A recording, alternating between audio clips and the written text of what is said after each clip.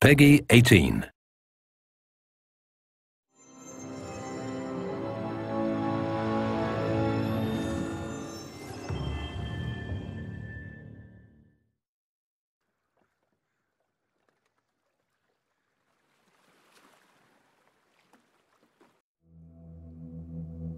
You're about to play an unfinished level from The Last of Us Part 2.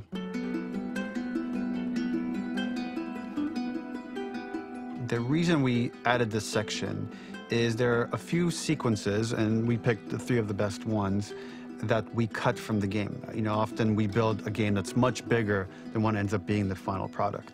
They were months away from being finished, but we wanted to give you an insight of what it's like when we built a game, because often we have this whole thing constructed and it doesn't have final art or audio or dialogue.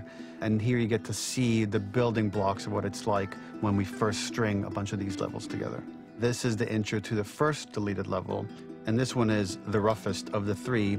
We wanted to show more of how Jackson operates. So this is the festival where Ellie ultimately kisses Dina. This sequence would have come very late in the game as a flashback sequence while you're in the farm with Dina.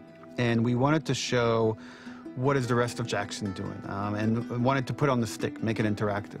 So you could see when you're outside, there are all these almost like carnival games that you can play. You could mix drinks, you could play with these kids that are playing a sort of clicker Marco Polo, sit down and listen to conversations. And all the different interactions were first or second pass, very, very early passes. The building blocks are there, but nothing is final. And ultimately, while we were very excited by this sequence, it's pretty fun and lighthearted. It just slowed things too much as we're barreling towards the end of the story at this point. So again, reminder, rough, missing audio, missing animation, missing gameplay tweaks, missing dialogue, but pretty representative of what it would have been. So enjoy.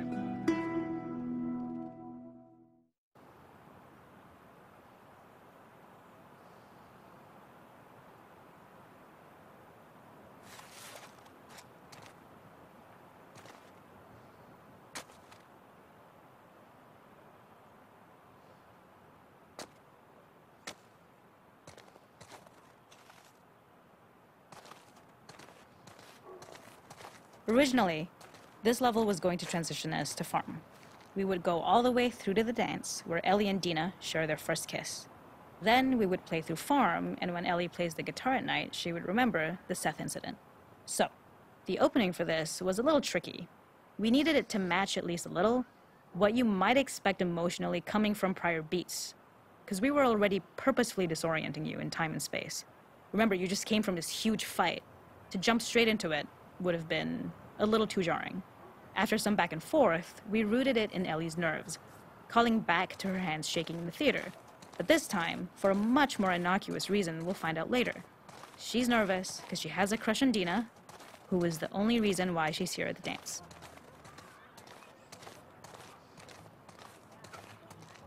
Something we really wanted to do was highlight the way their lives had turned upside down since she went down this path. We had this idea of recontextualizing all of our usual gameplay mechanics that were designed for really violent ends. The workbench, door bashes, throwable weapons, and even the infected, which is my personal favorite. Peppered throughout the level are moments of levity or shared history, all the while seeing how happy and mundane they all were before her huge revenge odyssey.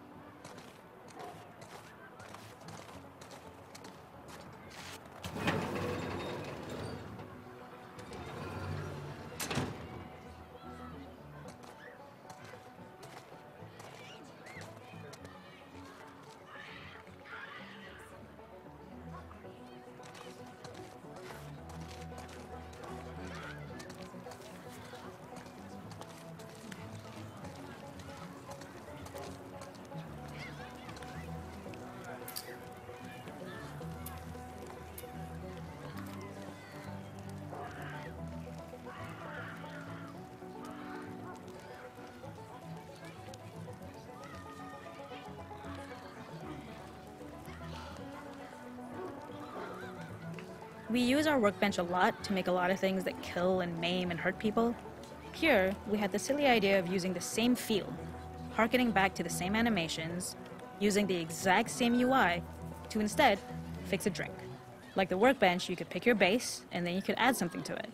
And at the time, we had some different reactions from Ellie based on how strong you chose to make the drink. Something we wanted to prototype, though, before it got cut, was picking up some ingredients around to add, like a lime or maybe a bottle of someone's favorite whiskey or salt, like you were earning upgrades. We also toyed with having Ellie carry around the drink you made and occasionally sip it, psyching herself up to go talk to Dina inside because she's nervous. It got too noodly, though, because she would need to keep placing it somewhere before she did anything, so it would have ended up more trouble than it was worth. It is not a festival without one of these throwing games. This one, of course, uses our throwable system where you're often chucking explosive things or stunning things, but for a more wholesome purpose, although some people take this game really seriously. A fun aspect of this is if you did well, you could win a toy here. Ellie would place it in her pocket. If you had done this, you'd find the toy with JJ, the baby, later back at the farm. When we cut this, the toy made it through anyway because it was so cute. It is the same one you see on the tractor at the farm. Ollie the elephant.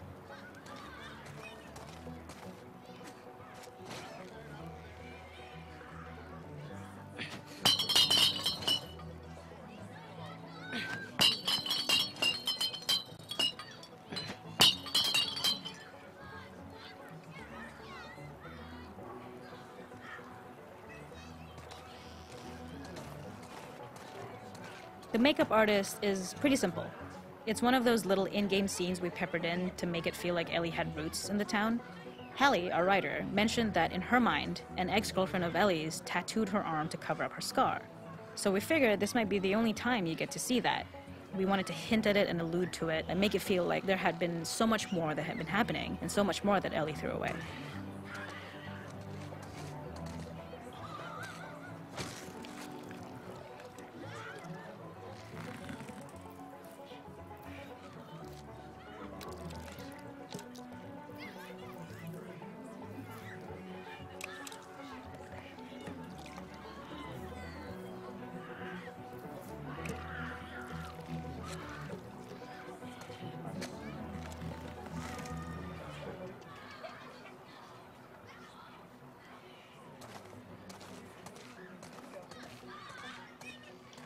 This is one of my favorite sections because I think that it achieves both the slice-of-life aspect of Jackson while also being a stark reminder of how dark the world that they live in really, really is.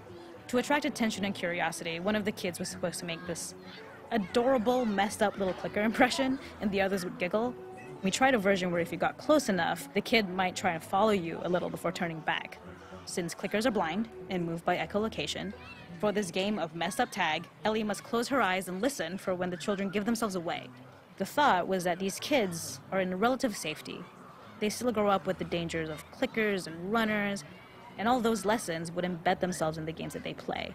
When the festival got cut, they tried to preserve this moment and move it to the front of the game where the snowball fight is, as a tutorial. However, being in the headspace of a clicker doesn't really teach you how to deal with them. Eventually, it evolved, and they instead made the snowball fight, which was, I think, way more effective. For me, it's character illuminating that not only does Ellie know this game, she plays along.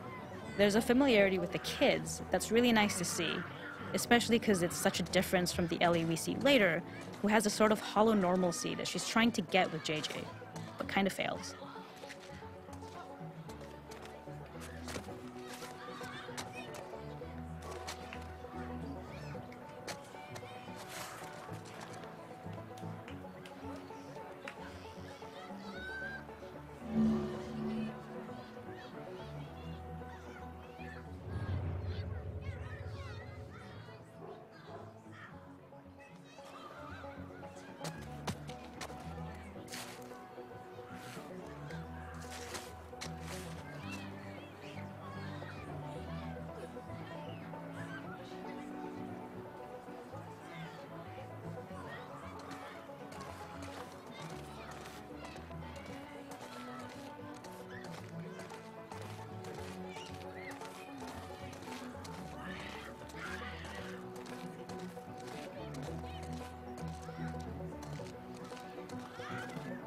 There's a hidden spot at the back that was just a bit of fun.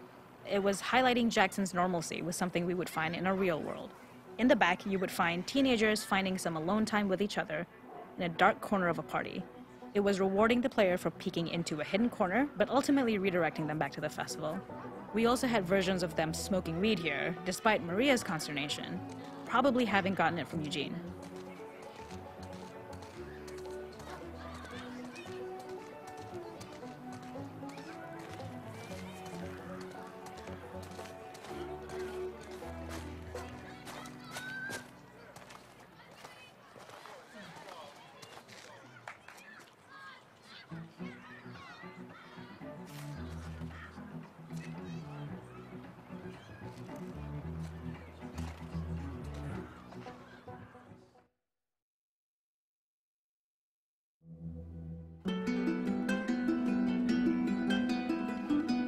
In this second deleted level, which is an extended sequence of the sewers in Seattle, this comes on the heels of where Ellie goes into a building and she survives an attack by stalkers and gets thrown out of a window and gets swept away by the current, and then we cut this section that used to be there in the final game. Now you will get to play it. So this was a way to get a bit more interesting puzzles, interesting traversal, figure out how Ellie can navigate the sewers with the fighting current. Ultimately, with a lot of these levels and these sequences, the reason why we cut them more for pacing purposes. But here it is for you in this very kind of raw form that part of it will feel finished, parts of it will feel like assets are missing as far as audio, animation won't be final. But it's a glimpse into what a game looks like when it's months away from finishing. Enjoy.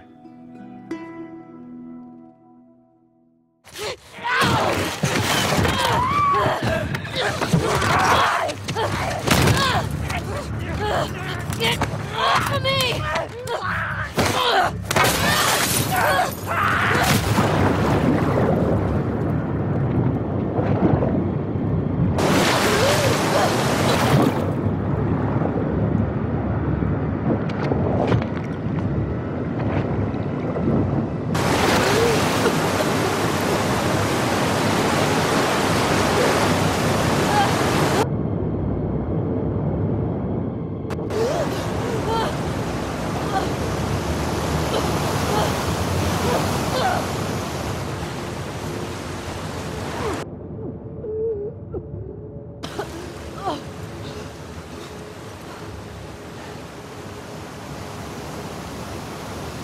Okay.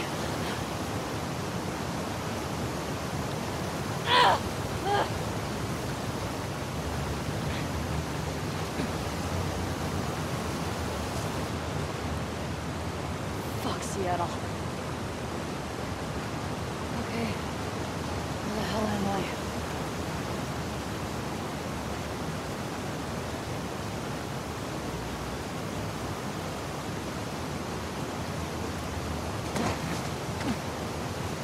The ladder acts as an immediate goal for the player, but being able to climb out is not going to be so easy. To keep levels interesting and engaging, we alternate between positive and negative values the player experiences. Here, it's a positive to have found the ladder, but then a negative to discover it's not the solution. But then another positive to identify the next short-term goal of the doorway. By alternating between these opposing values, we give players what they expect, but not how they expect it.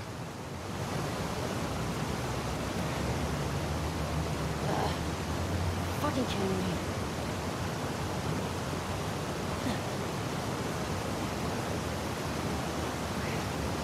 Okay. There's gotta be another way out.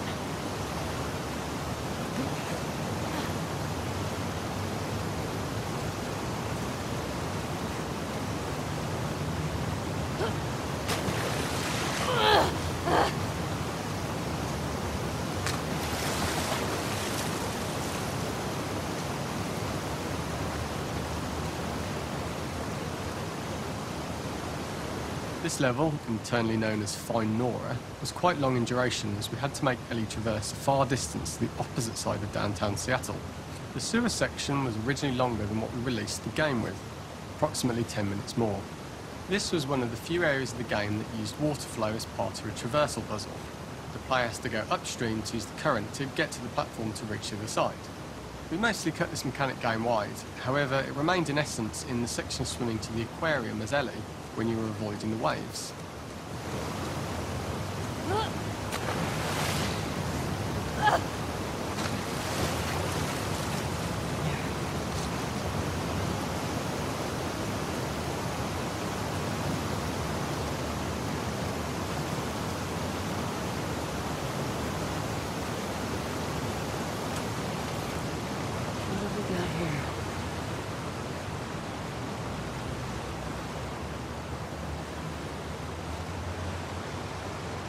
When players reach the doorway and enter into the room, they're faced with a dead end. The real reason for this dead-end room is that on the reversal, when exiting back out of the doorway, players are faced with the route onwards. A pipe that they'd not been able to see when they were swept past it on the way in, and something that was hidden from view when on the side platforms. The intention here being that the only option is to go off the standard path in order to search for a way out. Get me the hell out of here. Throughout the rest of the level, we also used light to indicate to the player that they were heading in the right direction. At each turn, however, we blocked the direct route forward. Players would know that they just have to keep finding alternative paths, promoting those feelings of being desperate and trapped. We slowly introduced the player to consider climbing into smaller pipes and crouching in these tight spaces. This is to slowly build up to, and encourage, the player to climb into such a small pipe that they'd have to be crawling on their stomach, which is something that the player previously may not have recognised as a playable space, let alone the desired route they need to take. Up and out. Just keep going up and out. We added a tiny space just to reward the player's exploration with a pickup item, and we made sure it was something that made sense that you'd find in this area. A canister and all the garbage that had been washed into the sewers from the surface.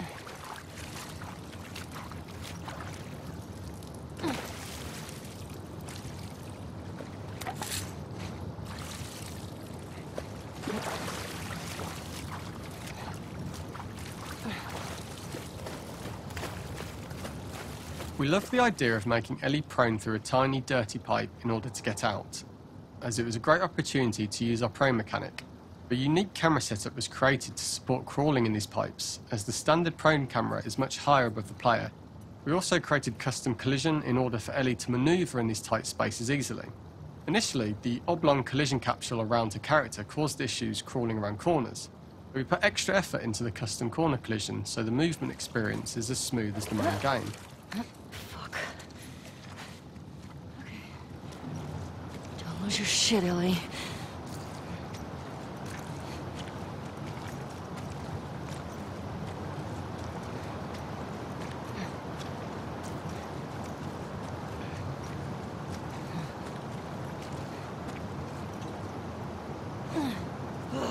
In order for the player to feel cramped, claustrophobic and desperate, we'd been enforcing the traversal mechanics that allow for a tight environment which promote these feelings.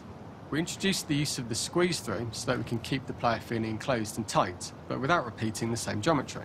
Here we change from low ceilings with wider walls to high ceilings and tight walls to change up the spatial pacing and keep the level from repeating itself.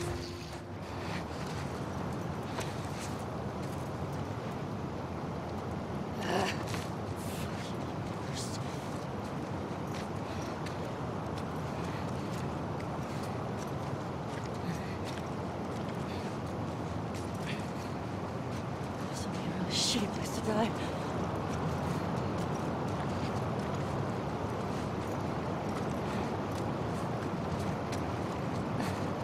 Originally, we had the waterline much higher here, so players had to swim through this tight tunnel. However, from watching user test feedback, it was occasionally causing people to discount the route entirely and turn back on themselves. So to avoid any risk of this happening in the final game, we present a lower water level so the tunnel is easy to see and commit to using.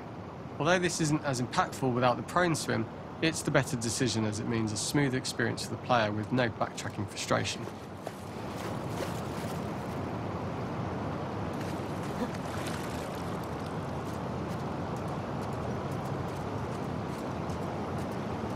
We draw the player towards this pipe as it is seemingly the route out of the tight space. Fairly soon it is obvious that this path is blocked. If the player goes all the way up to the bars that block the path, they are rewarded with a pickup, so this journey doesn't feel wasted. It was important to encourage the player to try to progress along this path so that they would subtly be thinking of progress in this direction. We hint to the player that there is a bigger, new space beyond this pipe by showing the player the waterfall. This helps players consider the other route where they don't know how far the tunnel is or whether they'd make it.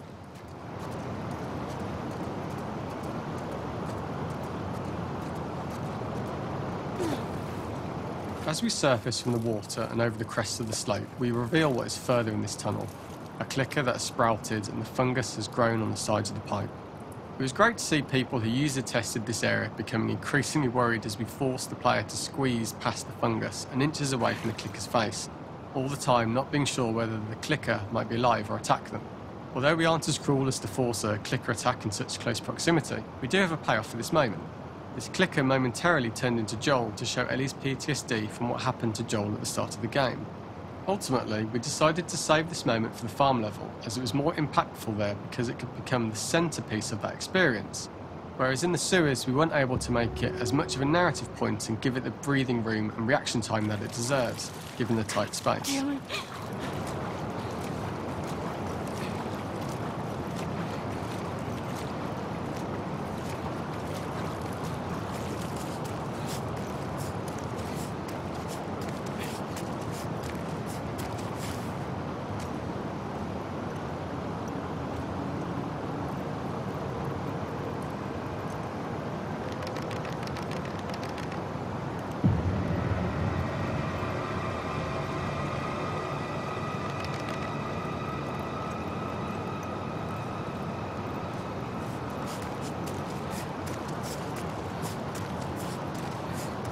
Oh, shit!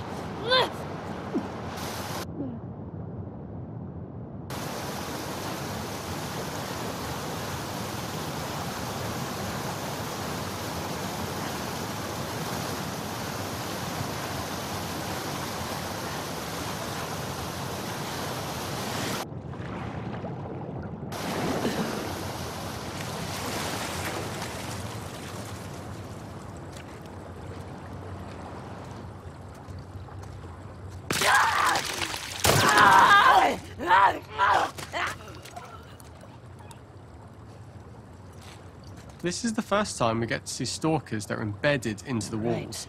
So this optional room is a nice little early extra that the player gets if they explore. We also use the pickups to lure players over to be close enough to trigger the stalker's attack. And this caused quite a few jump scares with user testers who played our game before its release.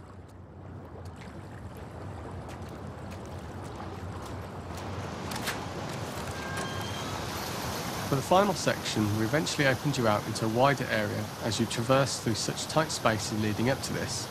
So changing the environmental pacing makes it begin to feel like we're coming to the end of Ellie's ordeal. An earlier iteration used the current that we'd shown at the start for a slightly tougher traversal puzzle to conclude the sewers.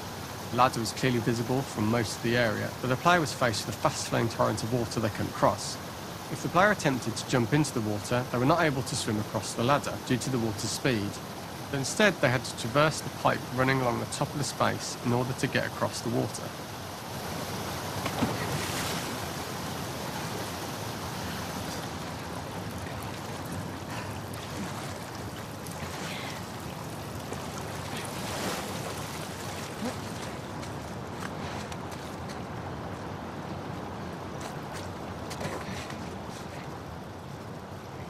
Using this pipe was retained in the iteration we shipped with, as it's the last of the extreme methods Ellie has to undergo in order to escape the sewers, and what she will go through in her pursuit of revenge.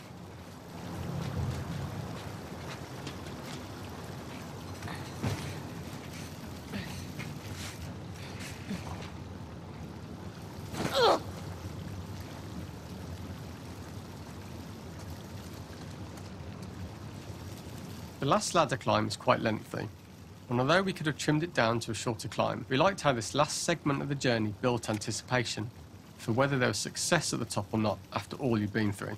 Ultimately, the ladder exits out into the subway station, which is how it connects in the final game. Ellie then has to find her way to the hospital from here, crossing paths with the scars for the first time.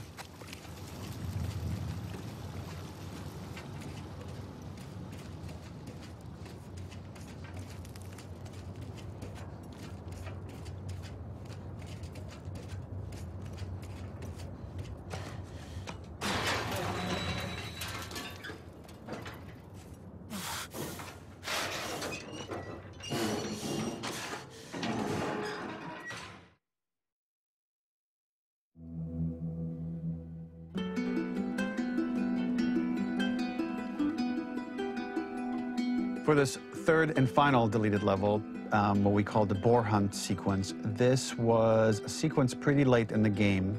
It was right after the whole Seattle Abby sequence where Abby spares Ellie. And then we wanted to come back into Ellie's story, but keep it a bit mysterious of how much time has passed, where is Ellie now? So we're coming in on Ellie, and she's following a trail of blood. And we wanted to mirror, in a way, the deer hunt sequence from the first game, but this time do it with a boar.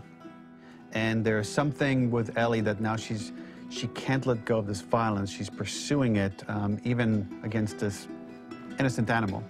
This was another opportunity to show how the violence that Ellie has experienced, the violence that she witnessed being afflicted onto Joel, is still sticking with her, and she's still experiencing these PTSD moments. This was a sequence that was pretty far along and was cut pretty late in production. Parts of it are still really rough, but the gameplay, the building blocks were all there. I think you'll have fun to see, like, again, a rough, unfinished sequence that you can play. You can see all the way to the end, and including a cinematic that we end up cutting. And the remnants of the sequence ended up being mentioned in Ellie's journal. So this part of the story that we developed still made its way into the game as kind of optional stuff that you could read about, but here you get to experience it. So as a reminder, this is pretty rough, months away from being finished, but you get to see it now.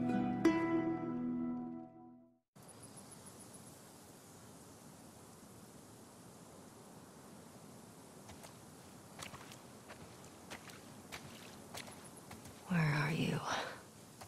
So the boar hunt was one of the hardest levels for me to work on. It was a huge challenge with the systems that we had, and we kept trying, but it never felt quite right. Originally, the level happened after the Jackson Festival, which also got cut, but before Farm. Once the festival got cut, it became the prologue to Farm. The intended experience is that we jump forward in time after the fight with Abby in the theater. We don't know where Dina is. We likely assume she's dead because she was just bleeding out. Ellie is alone, her hair is short, so maybe this is the future or the present. And she's hunting. Hunting who? Abby still?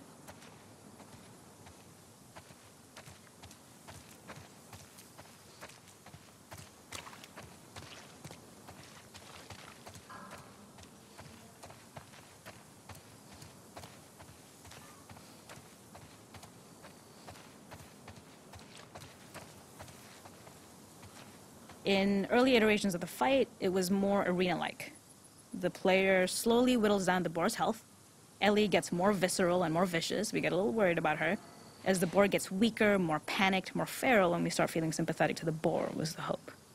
In all of these iterations, especially of these wider areas, it required custom AI and scripting to make sure it continued to feel organic as an animal, but we really needed it to do specific stuff. It needed to be able to close distances really, really quickly. It needed to charge to attack, but we wanted the feeling of hunting, so we needed to track it down from afar.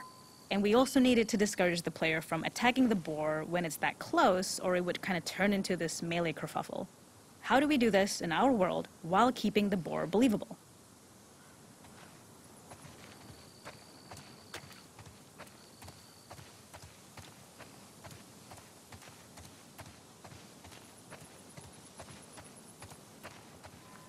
We must have gone through 5 or 6 iterations of the boar fight and all, and every single time it changed pretty drastically. We split it into clear phases, where one was like all long range. We tried another where you're getting close and you get the jump on it quite literally. You're jumping off of a rock to attack it. And then finally, we tried a bunch where you almost sort of go around a bunch of trailers and try and wrestle it. We uncovered after some time that taking down a boar over several phases felt very laborious and a little dramatic. It was comically long, it felt too boss-like, a little too gamey. We decided to cut the first few phases, and we opted for a cold open after the boar had already been hurt off-screen. So that allowed us to focus on feeling like we're closing in on prey and to introduce the boar when it was at its most dangerous. Already hurt, already feral, much too close for comfort. And so the thinking was it would bring us more into Ellie's mindset. Is this really hunting for food, or is she hunting for some other reason? Gotcha.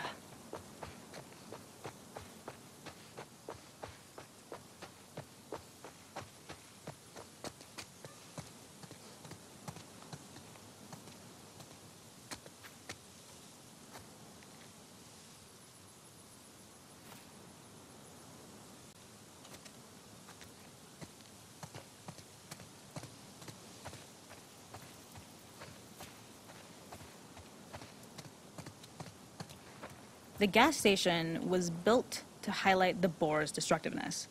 Since it's cramped, the bore feels larger. We also feel trapped with it, though perhaps it's trapped with us. When it charges, it gets to us quickly, so we must be on our toes. This made it more aligned with Ellie's sort of hunting for trouble mindset. Listening became more important, as well as moving around slowly so it didn't hear you.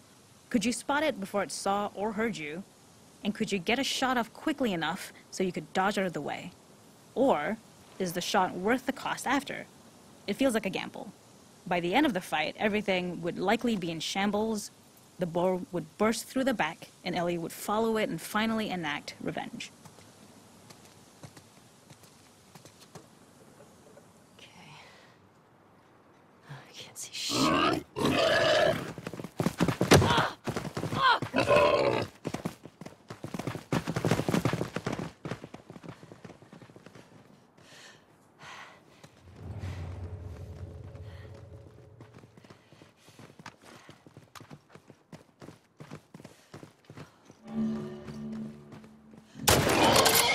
Got you.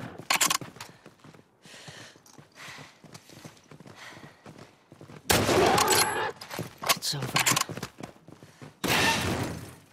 Nowhere to run.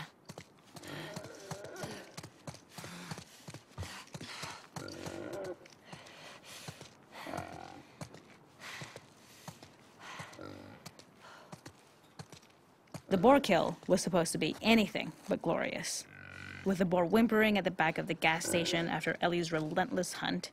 After this, hearing the drone that we kind of come to associate with Ellie's trauma, we would hard cut to the stream where she's washing her hands and holding rabbits that she hunted, about to return to Dina. And there would be no mention of the boar. You're done.